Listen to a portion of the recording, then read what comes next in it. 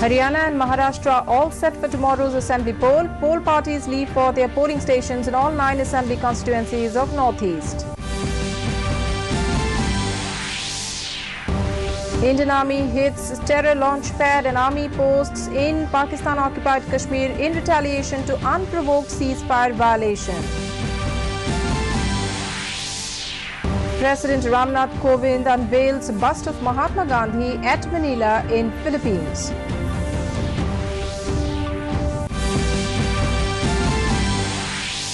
Assam Chief Minister Sarbananda Sonowal addresses open session of 158th Kulaguri Thewa celebrations.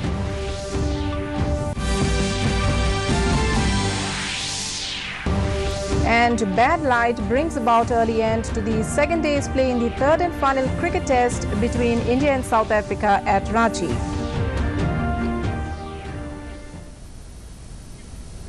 Good evening, viewers, and welcome to the Northeast News Bulletin. This is Sangeeta Bhattacharjee. Now with the details. All arrangements have been put in place for assembly elections in Haryana and Maharashtra tomorrow. By-polls for 2 Lok Sabha and 51 assembly constituencies across 17 states and 1 union territory will also be held tomorrow. In Haryana, the key parties in the fray are the ruling Bharatiya Janata Party, BJP, the Congress and Indian National Lok Dal. As many as 1,169 candidates, including 104 women, are vying for 90 assembly seats. Nearly 1.83 crore voters are eligible to exercise their right to franchise. In Maharashtra, nearly 8.9 crore voters will cast their votes for electing the representatives for 288 seats of the state assembly. Altogether, 3,237 candidates, including 235 women, are contesting the elections. In Assam, by-polls will be held in 4 assembly constituencies, which are Ratabari, Sonari, Jania and Bangapara. The polling parties have left today for their respective polling stations in all 4 constituencies, where polling will be held tomorrow. The respective administrations of 4 assembly constituencies of Assam have taken adequate security arrangements for holding polls in a free and fair atmosphere. Along with Assam, by-polls will also take place to 2 Lok Sabha constituencies and 51 assembly seats in 17 states tomorrow. Assembly constituencies for which by-polls will be held are 11 seats of Uttar Pradesh, 6 in Gujarat, 5 seats each in Kerala and Bihar, 3 in Sikkim, 4 in Punjab, 2 each of Tamil Nadu, Rajasthan and Himachal Pradesh, and 1 seat each in Odisha, Telangana, Madhya Pradesh, Chhattisgarh, Meghalaya, Puducherry and Arunachal Pradesh. Indian Army hit terror launch pads in Pakistan-occupied Kashmir today in retaliation to ceasefire violation by Pakistani troops. Indian troops also targeted Pakistani army posts, which have been actively trying to push terrorists into Indian territory. Indian Army used artillery guns to target the terrorist camps, trying to do the same. Few launch pads in Neelam Valley have been destroyed and also some fatalities were reported. Retaliation by Indian Army comes after Pakistani troops resorted to unprovoked ceasefire violation in Tangdhar sector of Kupwara district. 2 Indian soldiers and a civilian were killed in firing by Pakistani troops. There is also cross-border firing along the international border in Kathua. सेना ने कहा है कि अगर पाकिस्तान भारतीय सीमा में आतंकी गतिविधियां जारी रखता है तो भारतीय सेना को भी कार्रवाई का अधिकार है. President Ramnath Kovind today unveiled the bust of Mahatma Gandhi, marking the 150th birth anniversary of the father of the nation, and hoped that future generations would be inspired by his legacy of compassion, truth and ethics. President Kovind took part in the event at the Center for Peace Education in Miriam College in Manila, the Philippines, during his 5-day visit to the Southeast Asian nation. He recalled the strong bond of friendship between the people of India and the Philippines for decades. He said the diaspora has grown remarkably over the last few years, and all of them are contributing to the economy and society of Philippines and the image of India in that country. Addressing the Indian community at a reception in Manila today, he said New Delhi needs Indian diaspora's support and helping hand. The president said India's flagship initiatives such as Make in India, Digital India, Skill India, Ganga Rejuvenation Project, Swachh Bharat Mission, Smart Cities and Jal Jeevan Mission seek their partnership. Kovind will leave for Japan tomorrow on his final leg of the two-nation visit.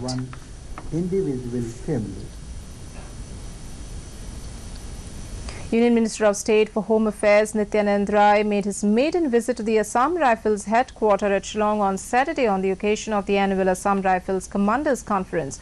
Early in the day, Rai paid homage to the martyrs of the force at the Light Corps War Memorial. Later, he also inaugurated the newly constructed OPD wing of the Assam Rifles Multi-Speciality Hospital. The minister said that the Northeast has undergone a revolutionary transformation in the last 5 years because of the concerted efforts of the Union government.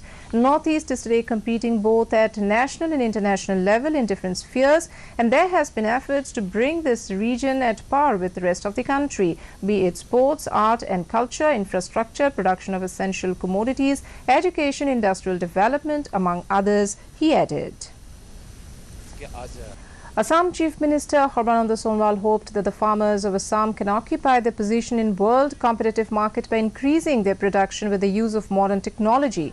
Addressing as chief guest in the open session of 158th Phulaguri Deva celebration held at Phulaguri High School playground in Roha, Chief Minister paid homage to the martyrs of Phulaguri Deva who sacrificed their lives in historic farmers' uprising on October 18, 1861 against British government. Chief Minister further said that government will provide financial assistance to 6 lakh farmers like last year when 5,000 rupees were provided to 5 lakh farmers. He also assured that land pattas will be issued to 1 lakh farmers this year.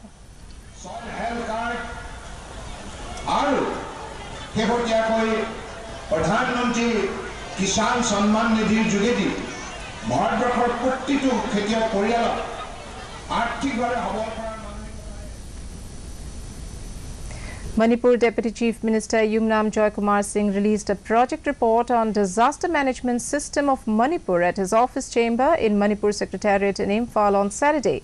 The project, which has been implemented by Manipur Remote Sensing Application Centre (MARSSE), was funded and sponsored by Northeastern Council (NEC) in 2012-13. Giving observations regarding the report, Deputy Chief Minister said the report, which has been prepared by using satellite imagery, drone footage and real-time information, will help to implement schemes by various departments in mitigating natural disasters in the state. He said natural disasters like flood, landslide and earthquake have been a risk, and its impact on human living should be acknowledged by all stakeholders. Appreciating the efforts made by MARSEC in giving valuable information and data on various sectors, Joykumar Singh appealed all concerned to implement schemes and programs in advance so that loss of life and property can be reduced at the time of disasters. 20th October is celebrated as International Day of Air Traffic Controller, and to mark the occasion, the Airports Authority of India (AAI) organized a program at Guwahati. Addressing the gathering, AAI Regional Executive Director of Northeastern Region Sanjeev Jindal said that air traffic control is one among the core work of AAI, where air traffic controller officers (ATCOs) are working against all odds in every difficult condition with zero tolerance against any error. Applauding the task of the ATCOs, Ramesh Kumar, Airport Director Guwahati, said that it's a great day to celebrate such occasion with them as they work under immense stress with well-coordinated tasks. AirAsia is also starting its new services in Northeastern region at Agartala Airport, connecting Agartala directly with Guwahati, Imphal and Kolkata. Earlier, a tree plantation program was also carried out by the air traffic control officers. Tripura Chief Minister Biplab Kumar Dev flagged off the maiden AirAsia flight from Agartala today. With the induction of AirAsia flight from Agartala, daily 18 flights is connecting Agartala with various parts of the country, and it is the highest ever daily flight frequency from this airport. The program was also attended by 2 members of Parliament, Pratima Bhaumik, MP West Tripura Lok Sabha seat, and Revati Kumar, Tripura MP East Tripura, along with Transport Minister of Tripura, Pranajit Singh Roy, and other dignitaries. In Manipur, the 24th Annual Conference of Association of Surgeons of India (ASI) Manipur State Chapter 2019 was held under the theme Surgeon and Technology at Jubilee Hall, Regional Institute of Medical Sciences, RIMS, on Saturday evening. In his address as chief guest of the function, Manipur Legislative Assembly Speaker Y. Kim Chand Singh said that people have been facing various problems and huge financial burdens to get healthcare facilities outside the state. He appealed to the medical practitioners to work harder to lessen the number of patients going outside the state for treatment. The 24th Annual Conference was organized by the Association of Surgeons Surgeons of India, Manipur State Chapter, in collaboration with the Department of Surgery, RIMS Hospital. The conference concluded today. United Committee Manipur UCM has resolved to conduct an emergency public meeting cum protest at Keshampath Lemajam Lekai Community Hall on October 21 in reciprocation to the opinion shared by the Governor of Nagaland R.N. Ravi. At a press conference held at its office Lumfelpat on Saturday, President UCM Sunil Karam said the committee has been opposing the formation of an autonomous territorial council of Nagas, an extension of Article 371A in neighbouring states of Nagaland since the beginning of Naga peace talks. But in contrary to it, R.N. Ravi suggested concluding the 22-year peace talk by October 31 by distorting the demand of UCM. He said, bad light brought about an early end to the second day's play in the third and final cricket test between India and South Africa in Ranchi today. India declared their first innings at 497 for 9 after Rohit Sharma struck his maiden double century in tests and Ajinkya Rahane his first 100 at home in 3 years. Rohit's stellar innings of 212 runs had 28 fours and 6 sixes. South Africa were 9 for 2 with both their openers Quinton de Kock and Dean Elgar dismissed. Earlier, India resumed its innings at the overnight score of 224 for 3 this morning. India lead the 3-match series 2-0. The Assam Tea Planters Association ATPA Shield Football Tournament begins from today at Jorhat District Sports Association Playground. The inaugural match was held between NRL Football Association and Saraibahi Sports Association. Total 10 teams, including Oil India, ACB, SSB Siliguri, Assam Rifles, are taking part in the tournament. The tournament was inaugurated by former state player Kobindra Borkakoti, while the sports flag was hoisted by District Sports Association President Shantanu Borpujari. And before we wind up the bulletin, a recap of the headlines.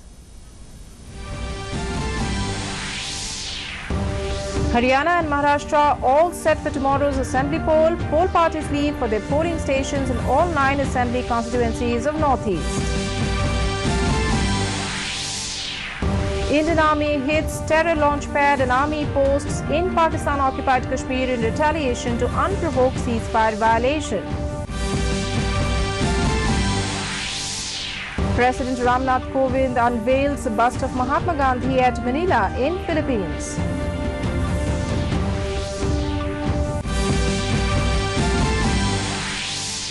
Assam Chief Minister Sarbananda Sonowal addresses open session of 158th Kulaguri Dhevat celebrations.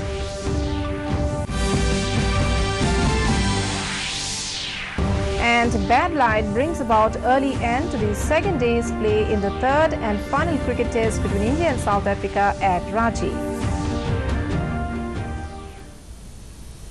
And that brings us to the end of this evening's bulletin. Thank you for tuning in. Namaskar.